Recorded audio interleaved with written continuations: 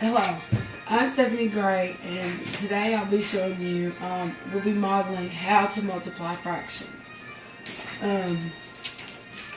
Common Core Standards, 5 NF for A, 5 NF for B, multiplying fractions. First of all, I'm going to show the materials you'll need. I have scissors. And today we'll just be using construction paper, which is very inexpensive and cost efficient. So, okay, to start it off today, I will explain multiplying fractions to you, showing exactly what it means, the concrete version, and then I have a problem for my son Bryce, who will try to demonstrate the concrete version and apply it to the abstract version, and then we'll put them all together. Alright, so our first problem is 1/6 times 2/5. And before we begin with 1/6 times 2/5, I would like to introduce my helper today, and this is Bryce. Hi. Bryce is my son, and he's in the 6th grade, and he'll be helping us today. Okay, Bryce, the first thing we're going to work on today is 1/6 times 2/5. Can you get the problem? Mm-hmm. Okay, so Bryce, if you could you demonstrate, show us 1/6 times 2/5, or would you like for me to do the first one for you? I'll let you do the first one. Okay, so what we're going to do is we're going to show 1/6 times 2/5 for Bryce.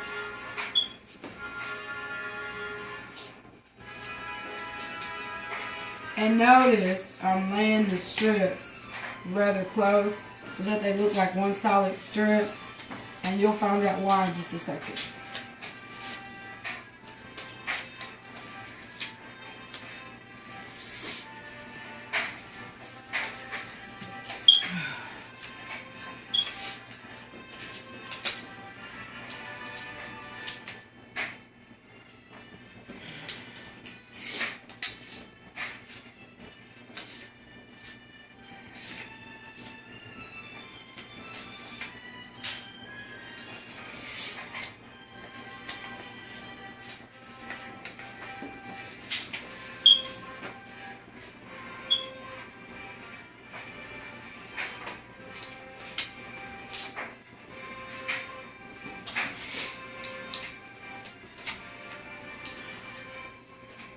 Alright, so I'm demonstrating to Bryce our first fraction, and that's a fraction of 1/6, okay?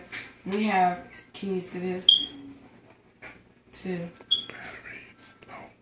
Okay, can you see this? Mm-hmm. 1, 2, 3, 4, 5, 6.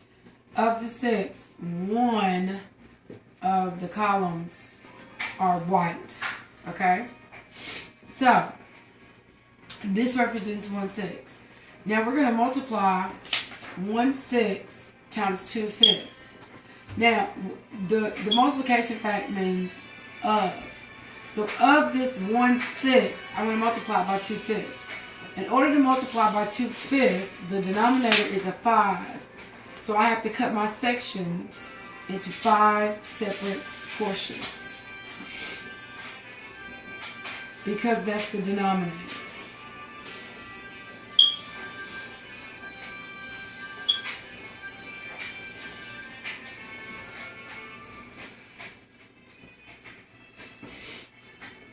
Okay, Bryce. So if you notice, sorry, I gotta adjust. I ran out of strips.